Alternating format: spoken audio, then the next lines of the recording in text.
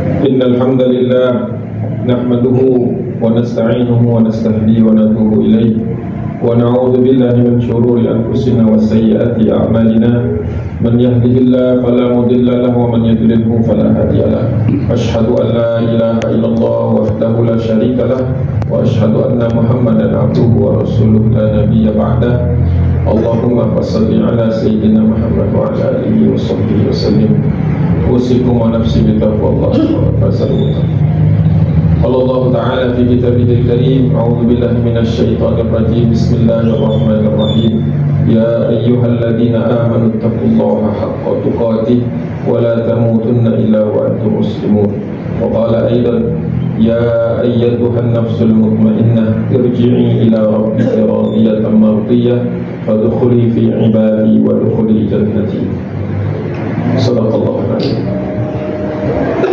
Alhamdulillah, segala puja dan puji milik Allah Subhanahu wa ta'ala. Salawat dan salam lalu kita panjatkan pada junjungan kita, suri dan kita Nabi besar Rasulullah Muhammad sallallahu alaihi wasallam. Pada kesempatan Jumat kali ini, khatib ingin mengingatkan diri dan jamaah sekalian betapa pentingnya kita menjaga keadaan iman kita, ketakwaan kita. Dari Jumat ke Jumat, di samping dia menggugurkan dosa-dosa antara kedua Jumat, juga ketakwaan ini adalah salah satu yang kita harapkan, salah satu di antara yang bisa menyelamatkan kita di akhir hidup kita. Wala tamutunna illa wa antum muslimun.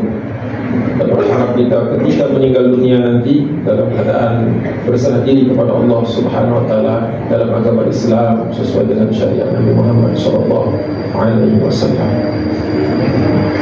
Allah Subhanahu wa ta'ala di dalam surah Al-Fajr dari ayat ke-27 sampai ke-30 berfirman, ya ayyatuhan nafsul mutmainnah. Allah memanggil orang-orang beriman dengan panggilan jiwa yang tenang. Nafs itu berarti kondisi jiwa seseorang atau setiap manusia, namun khusus bagi yang beriman mutmainnah, itminan, atau kalau di dalam sebutan lain disebut tumakninah. Ya, ketika kita sedang berdiri melaksanakan salat, salah satu rukun yang harus kita penuhi yaitu bahwa kita berdiri dalam keadaan tumakninah, tidak dalam keadaan tergesa-gesa, seluruh gerakan dilaksanakan secara sempurna dan tidak bergegas di dalam perpindahan dari satu gerakan ke gerakan yang lain. Namun dalam kondisi hati yang disebut dengan mutmainnah di sini adalah seseorang yang yakin akan segala sesuatu itu sudah ada ketetapannya, yakin bahwa keputusan Allah Subhanahu wa ta'ala atas dirinya dan segala sesuatu yang ada di muka bumi ini sudah sesuai dengan kadarnya. Ketika dia mendapatkan kebahagiaan, dia tidak bahagia secara berlebihan, karena tahu bisa jadi setelah kebahagiaan ada kesedihan. Ketika dia ditimpa kesedihan, dia tidak berlarut di dalam kesedihan itu, karena dia tahu bisa jadi tidak lama setelah itu ada sebab-sebab datangnya kebahagiaan. Seseorang yang selalu tenang ketika menghadapi cobaan hidup, karena dia tahu cobaan itu bentuk kasih sayang dari Allah. Bahkan dia juga tahu bahwa cobaan itu kesulitan hidup di antara hal-hal yang menggugurkan dosa-dosa kecil kita. Di antara sebab-sebab kita kemudian beristighfar kepada Allah, ingat kepada Allah. Terkadang ketika kita mendapat musibah, kita ingat kepada Allah Subhanahu wa ta'ala. Bahkan ada yang menyebutkan bahwa suatu kesalahan yang membuat kita sadar itu lebih baik daripada sebuah ketaatan yang membuat kita sombong. Ada orang yang merasa dia tidak pernah ada masalah, tetapi muncul di dalam hatinya rasa sombong. Maka ini bukanlah sesuatu hal yang kita inginkan. Saudara jemaah yang dirahmati Allah Subhanahu wa ta'ala, menjadi manusia yang dipanggil Allah dengan hati yang tenang itu merupakan salah satu karunia. Ketika kita melihat ada orang yang ditimpa musibah tapi dia bisa menahan amarah, menahan rasa sedih dan lain sebagainya dengan mengucapkan inna lillahi wa inna ilaihi raji'un. Karena ucapan itu adalah Ucapan irja' itu adalah sesuatu kita sadar dan kita yakini apa-apa yang datang dari Allah akan kembali kepada Allah, termasuk jiwa kita. Kalau sudah tiba saatnya, tidak ada obat-obatan yang bisa menahan dari sakit yang membawa kepada kematian. Tidak ada kekuasaan yang bisa menahan malaikat maut dari mencabut nyawa kita. Jika memang sudah waktunya, maka anak istri pun tidak akan menghalangi, tidak bisa menghalangi. Akhirnya kita tetap harus menghadap Allah Subhanahu wa ta'ala. Tidak ada pilihan lain. Kalau menghadap bos kita masih bisa mangkir, kalau menghadap masalah kita masih bisa mengundur. Tapi menghadap Allah Subhanahu wa ta'ala, la yastakhiruna sa'atan wa la yastaqdimun. Tidak bisa dilambat-lambatkan dan tidak bisa juga dipercepat-cepat. Kalau sudah tiba saatnya, maka tibalah saatnya. Ini perlu juga kita sikapi sebagai orang tua ketika menghadapi anak-anak, baik yang masih kecil maupun yang sudah dewasa. Terkadang ada hal-hal yang terjadi pada dirinya, tidak perlu kita menunjukkan rasa kekhawatiran yang terlalu. Sekaligus kita nasihati bahwa memang ada kalanya sesuatu hal itu terjadi, bukan karena Allah tidak sayang, malah justru Allah ingin melihat bagaimana sikap kita. Apakah tetap beriman kepada Allah, apakah tetap bersyukur kepada Allah atau tidak. Jadi terkadang musibah itu sesuatu yang tidak kita sukai, tapi kalau dia datang tetap kita harus maksimal. Kemudian di ayat ke-28 Surah Jumu'ah yang dirahmati Allah, Allah lanjutkan dengan firman-Nya, irji'i ila rabbiki radiyatan mardiyah. Kembalilah kepada Tuhanmu dengan hati yang ridha dan diridhoi oleh Allah Subhanahu wa ta'ala. Jadi ketenangan jiwa muncul ketika kita ridha. Ridha itu berarti menerima tanpa syarat. Ya kan, terkadang kita menerima sesuatu dengan syarat. Ya sudah, saya diam, tapi jangan lupa ya, ada kata-kata di belakangnya, jangan lupa. Ada minta sesuatu. Sedangkan ketika kita tumaninah, ketika kita itminan, mutmainnah, itu ketika kita tidak lagi peduli terhadap apa yang Allah inginkan pada kita, kecuali kita ingin bahwa Allah ridho. Keridhaan itu juga yang menyebabkan misalnya seorang anak diampuni dosa-dosanya oleh Allah Subhanahu wa ta'ala karena Allah mendengar bahwa ibunya ridho. Ya Allah, saya ridho sama anak saya. Ketika ayahnya ridho, ya Allah, saya ridho sama anak saya. Itu bisa diampuni oleh Allah Subhanahu wa ta'ala, walaupun mungkin kesalahannya besar. Sama ketika tidak ridhonya orang tua, itu bisa menghambat seseorang yang soleh sekalipun manakala dia menyakiti kedua orang tua. Karena ridhonya Allah Subhanahu wa ta'ala ada pada ridho orang tua, khususnya di bunda. Jadi ridho, menerima tanpa syarat, menyenangi tanpa syarat. Tentu syarat utama yang membingkai semuanya adalah Islam. Tidak boleh kita melanggar aturan itu. Kemudian tidak semua orang yang ridho kepada Allah Subhanahu wa ta'ala otomatis mendapatkan ridhonya Allah. Oleh sebab itulah kenapa para sahabat itu tidak ada gelar lain, tidak ada gelar Haji Abu Bakar As-Siddiq. Tidak ada misalnya Utsman bin Affan sang dermawan. Walaupun dermawannya diketahui orang. Tidak ada itu misalnya Umar bin Khattab sang gagah berani. Walaupun semua orang tahu kegagahan dan keberanian, tetapi cukup di belakangnya setiap sahabat itu mendapatkan R kecil, A kecil, yang kalau kita terjemahkan radhiyallahu anhu, Allah ridho kepadanya. Itu saja sudah mengalahkan semua gelar yang ingin kita pasang di depan nama, maupun di tengah nama, maupun di belakang nama. Pasang nama, pasang gelar panjang-panjang di depan, pasang gelar di belakang. Tapi kalau Allah tidak ridho, sejak sebelum masuk ke dalam kubur itu sudah sulit hidup. Hati-hati bahwa betul kita ini mengapresiasi manusia akan ilmunya, akan pembelajarannya, akan gelarnya, betul.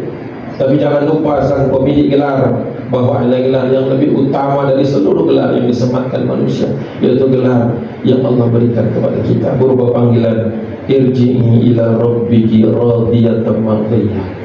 Syarat dapat ridho dari Allah, kita ridho dulu sama Allah Subhanahu wa ta'ala. Ridho enggak kita dengan misalnya rezeki yang Allah berikan?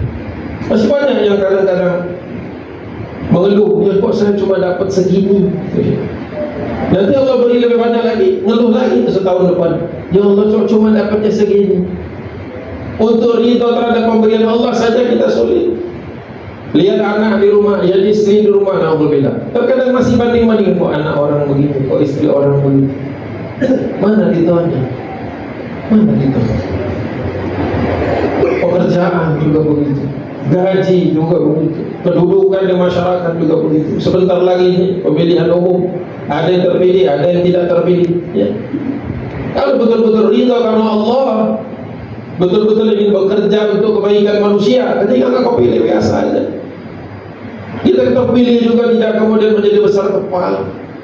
Ketika terpilih dia mewakili semua orang. Ketika tidak terpilih dia kemudian tidak mengatakan ini dan itu. Bahkan ada selorohan katanya, rumah sakit jiwa Ustaz, makin banyak nanti penghuninya setelah pemilu. Kenapa? Ada yang tidak siap. Betul. Ada yang tidak siap. Dia berpikir bahwa uang sudah keluar banyak, ini kalau tidak balik modal gimana? Berarti ada ketidakridhoan di dalam dirinya. Bahwa ketetapan itu tentu saja dalam semua pertandingan ada yang tahu. Tinggal lagi bagaimana kita memastikan misalnya aturan mainnya dipenuhi, tidak ada kecurangan, tidak ada jual beli suara dan seterusnya. Ridho itu berat. Makin tinggi posisi kita di mata manusia, makin berat. Ketika kita tidak dihitung orang, dianggap orang tidak ada apa-apanya, ridho mungkin lebih mudah, mungkin. Tetapi tentu saja Allah Subhanahu Wa Taala adalah arah utama ridho kita.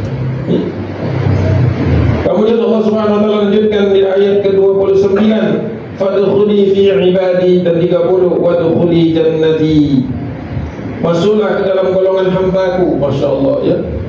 Mau betul kita jadi panggil seperti itu oleh Allah Subhanahu Wa Taala, masuk dalam golonganku, karena golongan yang Allah ridhoi adalah golongan yang selamat. Golongan yang selamat. Kita tidak tahu golongan ini ada berapa macam, atau cuma satu, atau satu grup besar, Allahu a'lam bishawab. Tapi yang jelas kita ingin agar apa yang kita lakukan di muka bumi ini menyebabkan Allah ridho dan Allah masukkan ke dalam rombongan itu. Salah satu hadis Nabi SAW dari Abu Hurairah radhiyallahu anhu, qala Nabi sallallahu alaihi wasallam, man lam yahtam bi amril muslimin falaysa minhum. Atau dari Anas bin Malik, man lam yahtam bi amril muslimin falaysa minni. Barang siapa tidak punya perhatian pada urusan umat, maka dia bukan bagian dari umat. Barang siapa yang tidak memberikan perhatian kepada urusan kaum muslimin, bukan bagian dari aku, bukan bagian dari yang aku sukai, dan seterusnya banyak. Jadi salah satu ciri kita mendapatkan ridho dari Rasul sebagai Nabi kita dan Allah Subhanahu Wa Taala adalah apakah kita punya perhatian kepada urusan umat, baik yang dekat, yang di sekitar kita, maupun yang jauh, yang negeri-negeri jauh, ya, yang mereka sedang mengalami berbagai masalah, berbagai musibah. Bahkan seperti Palestina itu sedang dijajah sudah 75 tahun. Mereka terus berjuang. Mereka dulu pernah bantu kita, harus kita bantu juga.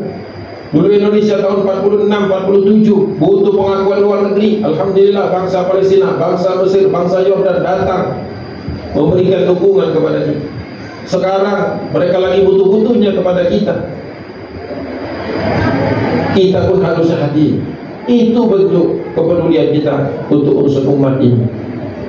Bahkan alhamdulillah kemarin ketika pidato Duta Besar Israel untuk PBB, biasa Israel itu kalau di PBB selalu merasa dia yang diserang, dia yang menjadi korban dan seterusnya. Alhamdulillah puluhan diplomat keluar walk out, dan satu pemandangan yang saya sukai sebagai bangsa Indonesia, Bu Retno Marsudi keluar juga dari ruangan itu. Kenapa keluar? Statement bahwa bangsa Palestina ini harus diberikan kemerdekaan, karena di dalam Undang-Undang Dasar kita Republik Indonesia ini bahwa kemerdekaan adalah hak segala bangsa. Kalau mereka masih dalam keadaan terjajah, maka Indonesia wajib melakukan kemerdekaan. Alhamdulillah walk out beliau, ya, tegas beliau. Itu adalah salah satu, mudah-mudahan menjadi amal soleh buat beliau juga, dan mudah-mudahan juga ini merupakan tanda bahwa bangsa ini masih tetap dalam kebenaran. Mudah-mudahan terus. Fadkhuli fi ibadi, masuklah ke dalam golonganku, kata Allah Subhanahu wa taala, wadkhuli jannati, dan masuklah kalian ke dalam surgaku, kata Allah Subhanahu. Memang betul kita ini tidak mengejar-kejar surga, karena surga itu tidak bisa dikejar-kejar. Itu adalah pintu yang kuncinya ada pada Allah Subhanahu wa taala. Memang betul Rasulullah mengatakan ada 10 pintunya, ada yang mengatakan 7 pintunya. Dan di antara pintu-pintunya itu ada yang bernama pintu birrul walidain, bagaimana kita berbakti kepada orang tua kita. Maka itu adalah pintu keridhaan orang tua. Ada juga pintu ar-rayyan, pintu orang-orang yang rajin melaksanakan ibadah puasa dan orang-orang yang sabar. Sebentar lagi kita, ini tanggal 14 Rajab, hari kalian mau puasa Ayyamul Bid, harusnya dari kemarin, Kamis, hari ini Jumat, Sabtu, 13, 14, 15 dapat keutamaan, dapat pahala seperti puasa 1 bulan penuh. Apalagi di bulan Rajab, Masya Allah ya, dikali-kali lipat itu pahala-pahala. Jangan sia-siakan, lihat tanggalan. Boleh kita punya tanggalan Masehi, boleh, karena gaji biasanya dibayarkan berdasarkan bulan Januari, Februari dan seterusnya. Tapi jangan lupa kita punya tanggalan Hijriah. Karena puasa Ayyamul Bid gak bisa dihitung dengan Januari, Februari. Maka perlu ada perhatian di sini untuk mencari ridha Allah. Puasa 3 hari saja ya Allah, sebulan cuma 3 hari. Kalian sudah biasa Senin, Kamis, Masya Allah, mudah. Jangan sampai puasa kita hanya di bulan Ramadan. Jangan sampai hanya di bulan Ramadan, walaupun Ramadan sudah dekat, sudah diampuni.